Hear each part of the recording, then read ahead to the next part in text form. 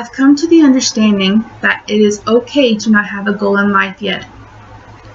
To stress over having to reach one thing or another is just stress within itself. A goal is not something you have to force yourself to make come true. It is something you hope to reach with the knowledge that it is okay if I do not reach it today. The best goal and dreams successfully reached in our lives are those that took their time. It's like art. If we rush ourselves, then the ending product can be messy. However, if we take our time and work at it, the ending product could end up perfect within your own eyes. And the biggest thing is that it is perfect within your own eyes. Others' opinions don't, or at least shouldn't, matter, because it is your life. You live only one of them, so live it for you and not for others. A goal I have set for myself is one I set daily. I aim for strength every day.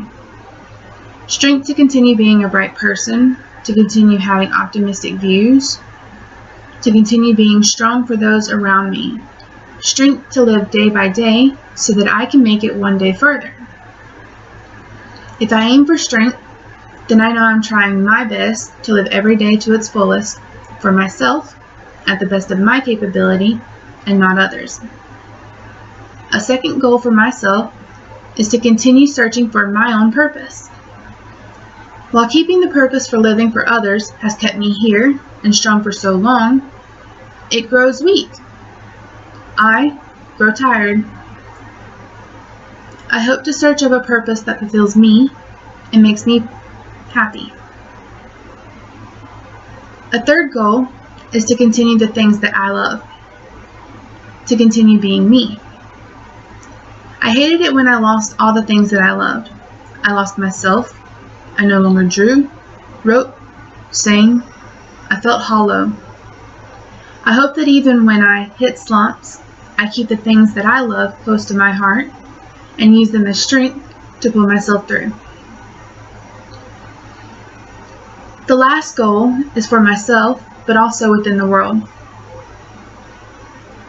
I hope that we have conversations about mental health. Mental health is a sickness as real as anything you can see.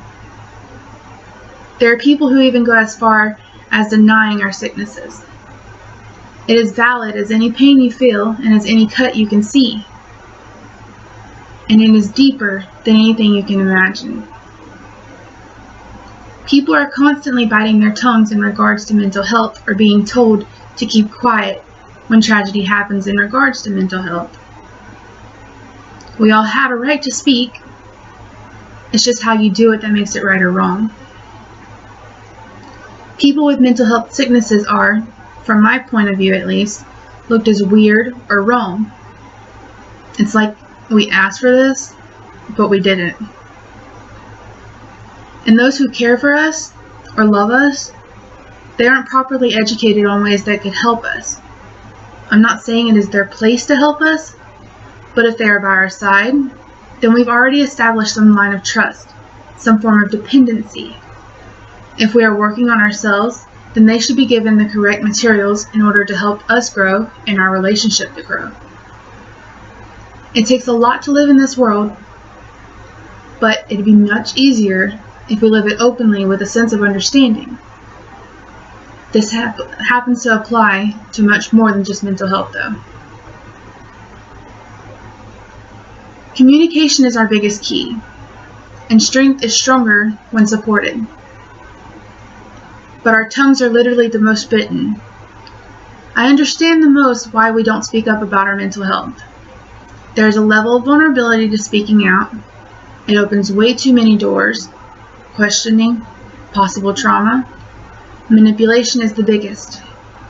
But for everything else, we should be strong and speak up. Our pain is as real as anything physically seen. We are valid. There are so many populations out there who deem mental health as borderline taboo, or just cut the conversation off as soon as it's mentioned. And when those who are sick and affected by mental health have no one to speak to or feel shut off, what then? Well, that's how we've lost so many of our beautiful angels, right?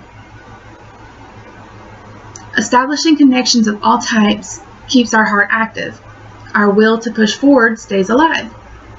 We have friends, families, acquaintances, or whoever for a reason. This is all to communicate. No one truly wants to feel alone in this world.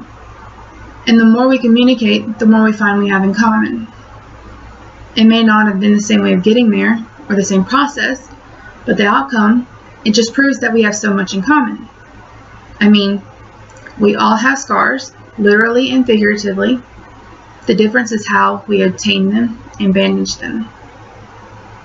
However, no matter how many people you have around you, if you feel like you cannot rely or trust on these people, you will continue to feel alone. Like your communication just doesn't get through.